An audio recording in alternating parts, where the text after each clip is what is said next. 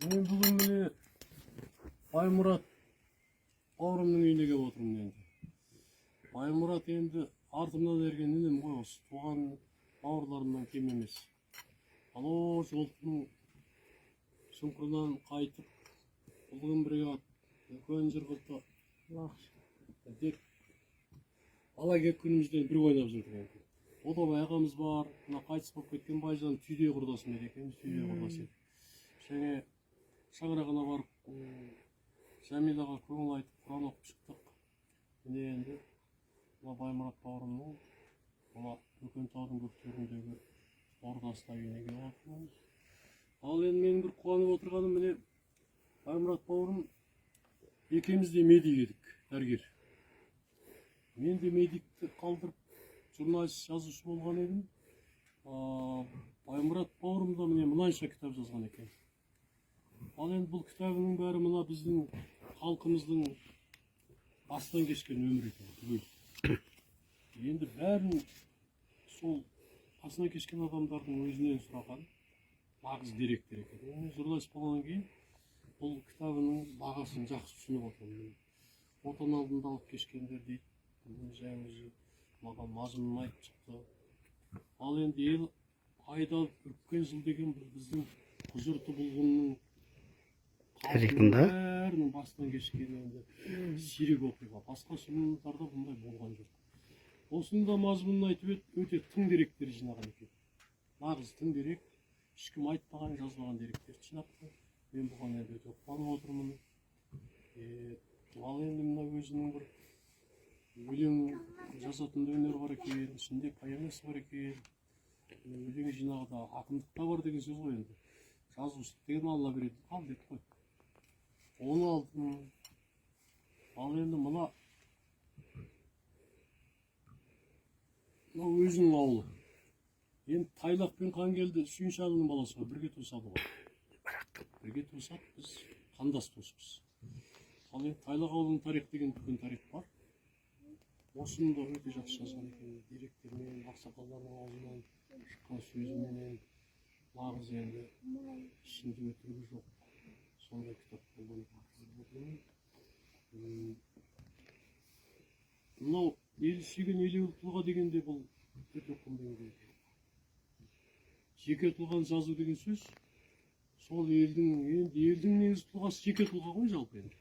Қарапайым халық деген бар. Ал елді басқаратын, елді ақыл айтатын осындай тұлға деген болады. Әрине. Міне Баймұрат бауырым маған осындай өте құнды кітаптарын сыйлады. Енді Алла қаласа мен бұны оқып, Қазақстанның мәдени, әдеби деген порталдары бар.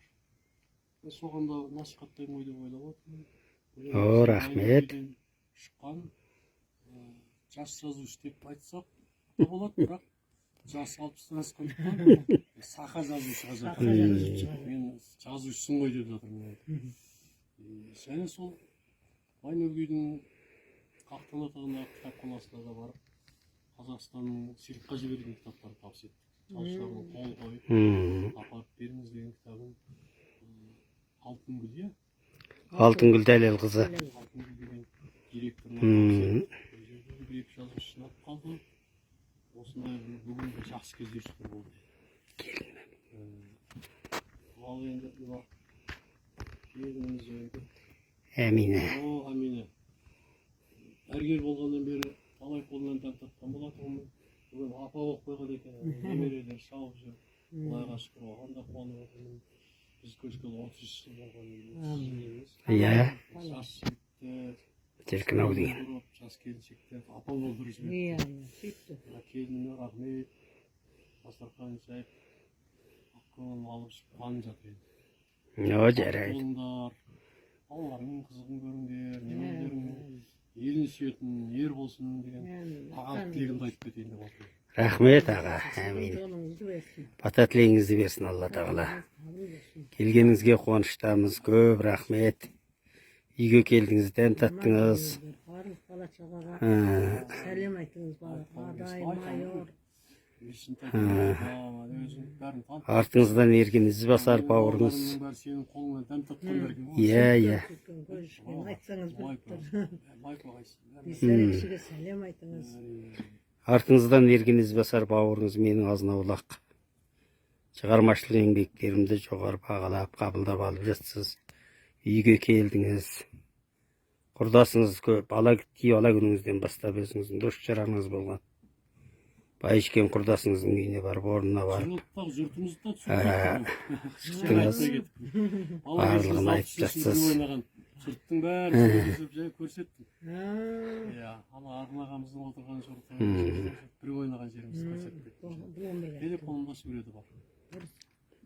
Апарып көрсетесің. Қимайтын ағайын туыстарымыздың бір едіңіз, сағынысып жүргенде 30 жылдан кейін үйге келгеніңізге қатты қуанып отырмыз. Ары қарай дендеріңіз сау болсын. Ел жұртыңызға сәлем жолдаңыз. Жеңгем Бисараға сәлем айтыңыз, бауырдарыма сәлем айтыңыз. Қайғышанда аманшылықпен өстіп кесуіп жүрміз да, Алла нәсіп етсін. Жақсы болды. Бір сурет түсіріп алайық, мен бүгін міне Баймұрат бауырымның үйіне келіп отырмын енді. Баймұрат енді артымнан ерген інім ғой, осы туған бауырларымнан кем емес. Алоо жолдың шұңқырынан қайтып, бұлғын бригад, үлкен жырғылты деп бала келіп күнімізден бір ойнап жүрдік енді. Отобай ағамыз бар, мына қайтыс болып кеткен Байжан түйде құрдасым еді екен, түйде құрдас еді. Және шаңырағына барып, Жәмилаға көңіл айтып, Құран оқып шықтық. Міне енді мына Баймұрат бауырымның мына үлкен таудың көктеріндегі ордасына үйіне келіп отырмыз. Ал енді менің бір қуанып отырғаным, міне Баймұрат бауырым екеуміз де медик едік, дәрігер. Мен де медикті қалдырып журналист жазушы болған едім. Баймұрат бауырым да міне мынанша кітап жазған екен. Ал енді бұл кітабының бәрі мына біздің халқымыздың бастан кешкен өмір екен. Енді бәрін сол басынан кешкен адамдардың өзінен сұраған нағыз деректер екен. Журналист болғаннан кейін бұл кітабының бағасын жақсы түсініп отырмын. Отан алдында алып кешкендер дейді. Маған мазмұнын айтып шықты. Ал енді ел айдап өткен жыл деген біздің құжырты бұлғынның тарихында бәрінің бастан кешкен енді сирек оқиға. Басқа шындарда бұндай болған жоқ. Осының да мазмұнын айтып өте тың деректер жинаған екен. Нағыз тың дерек, ешкім айтпаған, жазбаған деректер жинапты. Мен бұған енді өте қуанып отырмын. Ал енді мына өзінің бір өлең жазатын өнер бар екен, ішінде поэмасы бар екен.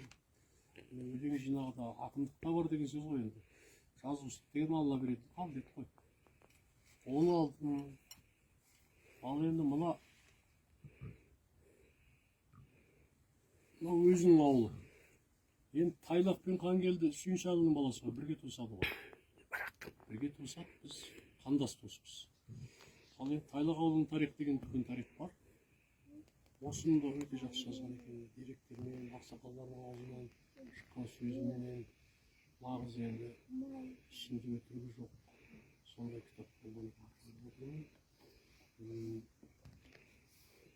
Мынау ел сүйген елеулі тұлға дегенде бұл өте құнды еңбек. Жеке тұлғаны жазу деген сөз, сол елдің негізгі тұлғасы жеке тұлға ғой жалпы енді. Қарапайым халық деген бар. Ал елді басқаратын, елдің ақыл айтатын осындай тұлға деген болады. Әрине. Міне Баймұрат бауырым маған осындай өте құнды кітаптарын сыйлады. Енді Алла қаласа мен бұны оқып, Қазақстанның мәдени, әдеби деген порталдары бар.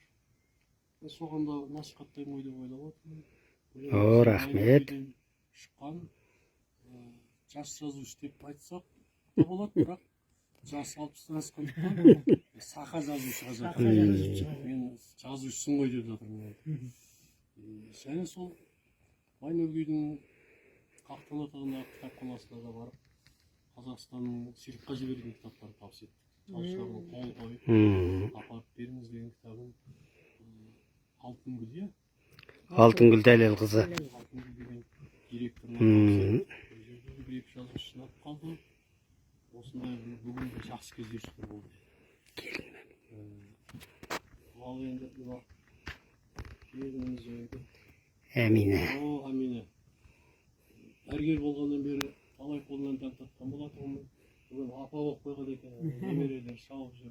Құдайға шүкір оған да қуанып отырмын. Біз көшкелі 33 жыл болған. Иә. Жас жігіттер. Теркін-ау деген. Жас келіншектер апа болдырып жіберді. Иә, сөйтті. Келініме рахмет. Дастархан жайып ақылын алып шыққан жатыр енді. О, жарайды. Болыңдар. Балаларыңның қызығын көріңдер. Немелерің елін сүйетін ер болсын деген ағалық тілегімді айтып кетейін деп отырмын. Рахмет аға. Әмин. Жолыңызды берсін. Бата тілегіңізді берсін Алла тағала. Келгеніңізге қуаныштамыз. Көп рахмет. Үйге келдіңіз, дәм таттыңыз. Барлық бала шағаға Ха. сәлем айтыңыз балаға. Адай, майор. Есін өзің бәрін танып. Артыңыздан ерген із басар бауырыңыз. Балаларыңның бәрі сенің қолыңнан дәм татқандар екен ғой. Иә, иә. Көрішкен айтсаңыз біліп тұр. Майпа қайсың? Бейсәрек кісіге сәлем айтыңыз. Артыңыздан ерген із басар бауырыңыз менің азынаулақ. Шығармашылық еңбектерімді жоғары бағалап, қабылдап алып жатсыз. Үйге келдіңіз. Құрдасыңыз көп. Ала күніңізден бастап өзіңіздің дос жараңыз болған. Байышкен құрдасыңыздың үйіне барып, орнына барып. Жылыттақ жұртымызды да Шықтыңыз. Барлығын айтып жатсыз. Жұрттың бәрі сөйлесіп жай көрсеттім. Haa. Иә, ана Арғын ағамыздың отырған жұрты бір ойнаған жерімізді көрсеттік. Телефонымда суреті бар. Апарып көрсетесің. Қимайтын ағайын туыстарымыздың бір едіңіз сағынысып жүргенде 30 жылдан кейін үйге келгеніңізге қатты қуанып отырмыз. Ары қарай дендеріңіз сау болсын. Ел жұртыңызға сәлем жолдаңыз. Жеңген бейсараға сәлем айтыңыз, бауырдарыма сәлем айтыңыз. Қайғышанда аманшылықпен өстіп кесуіп жүрміз да Алла нәсіп етсін. Амин. Жақсы болды. Аман жүріңіз. Енді бір сурет түсіріп алайық, иә?